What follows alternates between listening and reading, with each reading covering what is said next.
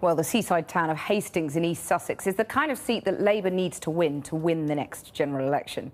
The Tories won it in 2010 with a majority of less than 2,000 votes, and nearly 1 in 10 of its young people are out of work. So our social affairs editor, Jackie Long, has spent the day there to find out how Ed Miliband's new policy has gone down with local residents. It was a 5 a.m. start for Paul Joy today, a lie-in. He's normally up at 3:30. He's been a fisherman for more than 40 years. He says making work pay gets harder and harder. Meanwhile, he says life on benefits has become the easy way out. And he lays the blame squarely at Labour's door. Today's intervention by Ed Miliband, he says, is well overdue. Well, we've come into the real world. We've evolved a system where the benefits system pays you not to work, and there's more and more people who find it impossible to work because they're better off staying at home. So the fact that he's addressing that now, you think is important? Well, who put it there in the first place? Let's be perfectly honest. But to win Paul over, Ed Miliband would need to have been much tougher and promised to cut some benefits radically. If it's a subsistence level, that's one thing. But when people are having cans of lager and cans of beer, coming in with their wine, going on foreign holidays, and you know they're on the welfare system, there's something fundamentally wrong with it. So much of the debate will now be about the fine detail of Ed Miliband's plans. But in places like this, a key battleground for Labour, the broad message will be as, if not more important. While Labour railed against the Tories' strivers versus skivers language, they know it resonated with the voters. Many argue they're now playing catch-up, determined to portray themselves as the party of work, not welfare.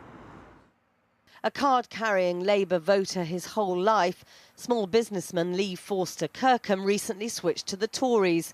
He says Labour lost touch with how real people feel, particularly about welfare. The party's moves to finally end universal benefits are, he says, in the right direction. Universality is about just firing money out at everybody. I think if we look at the principles of the welfare state, it's about trying to help those who need help. It's about trying to protect the most vulnerable.